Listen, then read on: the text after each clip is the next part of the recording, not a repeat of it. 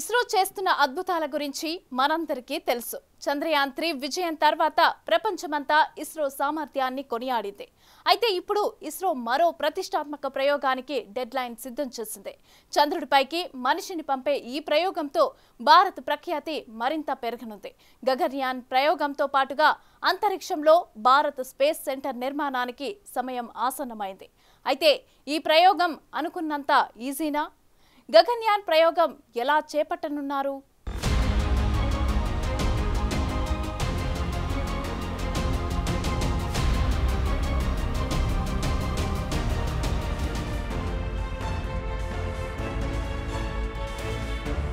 భారత అంతరిక్ష ప్రయాణం ఇటీవల సంవత్సరాల్లో మరింత ఊపందుకుంది. చంద్రయాన్-3తో ప్రపంచ అంతరిక్ష ప్రయోగాల్లో భారత్ అగ్రస్థానంలో నిలిచింది. ఈ క్రమంలోనే ఇప్పుడు భారత అంతరిక్ష పరిశోధనా సంస్థ ఇస్రో తన కొత్త ప్రయోగాల్ని మరింత వేగవంతం చేసింది. 2040 నాటికి చంద్రునిపైకి వ్యోమగామిని పంపాలని, 2035 నాటికి అంతరిక్షంలో స్పేస్ సెంటర్ని ఏర్పాటు చేయాలనే ప్రణాళికలతో భారతదేశం తన అంతరిక్ష కార్యక్రమానికి ప్రతిష్టాత్మకమైన లక్ష్యాల్ని నిర్దేశించింది. ఒక ముఖ్యమైన ముందడుగు వేస్తూ ఇటీవల జరిగిన ఉన్నత స్థాయి సమావేశంలో భారత ప్రధాని మోదీ ఈ ఆదేశాలు జారీ చేశారు. దీంతో భారత అంతరిక్ష పరిశోధనా ప్రయత్నాలు మరింత ముమ్మరంగా కొనసాగనున్నాయి. ఈ సంవత్సరం ప్రారంభంలో భారతదేశం చంద్రయాన్-3 మిషన్తో చంద్రుని దక్షిణ ధ్రువం దగ్గర సాఫ్ట్ ల్యాండింగ్ చేసి చరిత్ర సృష్టించింది. రోవర్ ప్రజ్ఞాన్ని మోసుకెళ్లే విక్రమ్ ల్యాండర్ చంద్రుని ఉపరితలాన్ని విజయవంతంగా తాకి భారతదేశ సాంకేతిక సామర్థ్యాల్ని ఇనుమడింపజేసింది. ప్రపంచ దేశాలు ఆశ్చర్యపోయేలా తక్కువ ఖర్చుతో ఎక్కువ ఫలితాల్ని సాధించి ఔరా అనిపించింది. ఆ తర్వాత ఇటీవల మరొక ముఖ్యమైన అభివృద్ధిని తన ఖాతాలో వేసుకుంది. భారతదేశపు మొట్టమొదటి అంతరిక్ష ఆధారిత సౌర మిషన్ ఆదిత్య-L1ని ఆంధ్రప్రదేశ్లోని సతీష్ ధావన్ అంతరిక్ష కేంద్రం నుంచి ప్రారంభించింది. భూమికి దాదాపు 1.5 మిలియన్ కిలోమీటర్ల దూరంలో ఉన్న ఈ మిషన్ అంతరిక్ష ఆధారిత అబ్జర్వేటరీ క్లాస్ సోలార్ మిషన్స్లో భారతదేశ ప్రవేశాన్ని ఘనంగా సూచించింది. దీంతో రాబోయే 4 సంవత్సరాల్లో ఆదిత్య-L1 సూర్యుని బాహ్య వాతావరణాన్ని అధ్యయనం చేయడంపై దృష్టి పెడుతుంది. కాగా తాజాగా జరిగిన అత్యున్నత స్థాయి సమావేశంలో ప్రధానమంత్రి నరేంద్ర మోదీ 2035 నాటికి భారతీయ అంతరిక్ష కేంద్రం ఏర్పాటుపై దృష్టి పెట్టాలని అంతరిక్ష శాఖను ఆదేశించారు. అంతేగాక మొదటి భారతీయ వ్యోమగామిని చంద్రునిపైకి పంపించడమే లక్ష్యంగా 2040 సంవత్సరాన్ని డెడ్లైన్గా నిర్ణయించారు.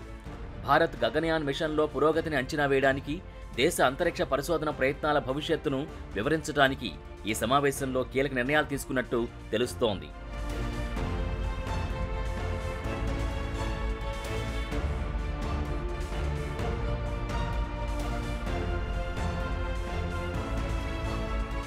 ప్రధానమంత్రి కార్యాలయం విడుదల చేసిన ప్రకటన ప్రకారం ఈ సమావేశంలో భాగంగా అంతరిక్ష శాఖ భారత ప్రధానికి గగన్యాన్ మిషన్ సమగ్ర అవలోకనాన్ని అందించినట్టు తెలుస్తోంది.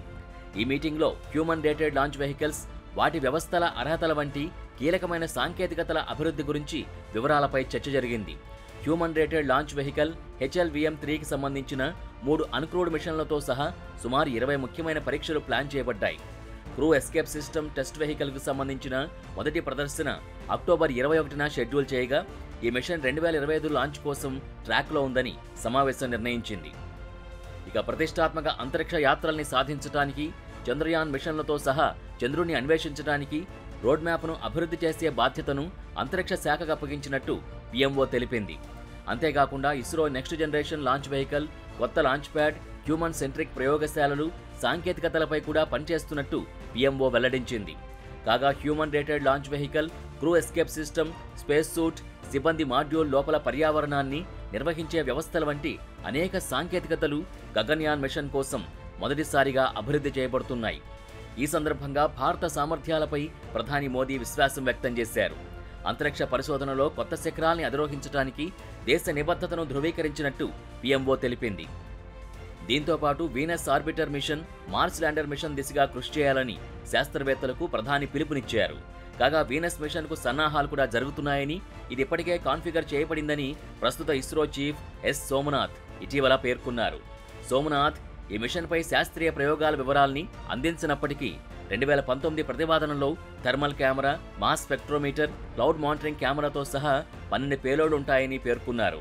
ఇక మార్స్ మిషన్లో భారతదేశం ఇప్పటికే 2014, 2022 మధ్య డేటాను సేకరించిన ఆర్బిటర్ని పంపింది. తదుపరి దశలో భాగంగా ల్యాండర్ని పంపనుంది.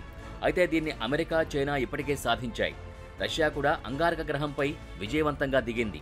కానీ రష్యా ల్యాండర్ దిగిన వెంటనే పనిచేయడం ఆగిపోయింది. మరోవైపు చంద్రయాన్-2 మిషన్కు ముందు భారతదేశానికి ల్యాండర్ సాంకేతికత లేదు. మార్షియన్ మూన్ ఫోబోస్ పైకి పంపడానికి ఉద్దేశించిన ల్యాండర్స్లో ఒకటి విఫలమవడంతో రష్యా వెనక్కి తగ్గిన తర్వాత భారత్లో ల్యాండర్ స్వదేశీయంగా అభివృద్ధి చేశారు.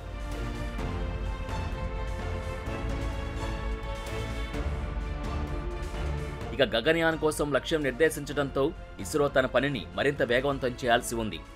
Indian human space flight programme IHSP అనేది భారత అంతరిక్ష పరిశోధనా సంస్థ ప్రతిష్టాత్మకంగా చేపట్టిన ప్రాజెక్ట్. ఇందులో భాగంగా తక్కువ భూమి కక్షలోకి క్రూడ్ ఆర్బిటల్ స్పేస్ క్రాఫ్ట్ను ఉపయోగించడానికి అవసరమైన సాంకేతికతను అభివృద్ధి చేస్తున్నారు. గగనయాన్-2, గగనయాన్-3 పేరుతో 3 ప్రయోగాలు ప్లాన్ చేశారు.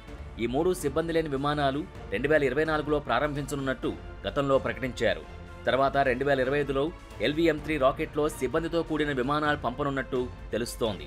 2018 ఆగస్టులో గగనయాన్ మిషన్ ప్రకటన వెలువడింది.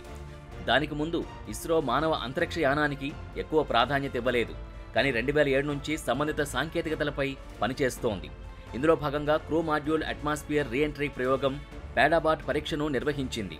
డిసెంబర్ 2018లో 2-3 వ్యోమగాములతో 7 రోజుల అంతరిక్ష ప్రయాణానికి ప్రభుత్వం మరో 100 కోట్ల రూపాయల్ని కేటాయించింది. ఇది విజయవంతంగా పూర్తయితే రష్యా, యునైటెడ్ స్టేట్స్, చైనా తర్వాత స్వతంత్ర మానవ అంతరిక్ష యానాన్ని నిర్వహించిన 4వ దేశంగా భారత్ అవతరిస్తుంది. మొదటిసారి సిబ్బందితో కూడిన అంతరిక్ష విమానాల్ని నిర్వహించిన తర్వాత ISRO space station programme, crewed lunar ల్యాండింగ్లు, క్రూడ్ ఇంటర్ ప్లానటరీ మిషన్లని ప్రారంభించాలని భావిస్తోంది.